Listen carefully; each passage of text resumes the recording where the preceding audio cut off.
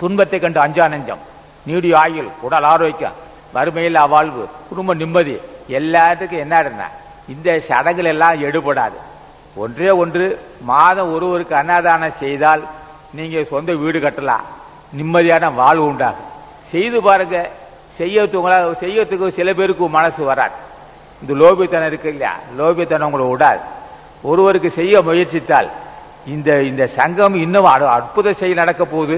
இதுவரையிலும் செய்த செயல்கள் எல்லாம் அற்புத செயல் செஞ்சிருக்கிறோம்.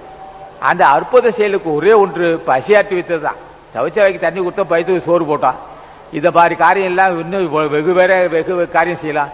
நீங்க என்ன ஏன் ஒரு காரியம், வீடு கட்ட தடைப்பட்டு போச்சு, திருமண முயற்சி தடைப்பட்டு போகுது, ஒன்றுமே எடுப்படல. ஆனா நீங்க சிலருக்கு தான் நடக்குது. நாங்க எடுத்த கொண்ட காரணம் தடையெல்லாம் நடக்குதுதான்.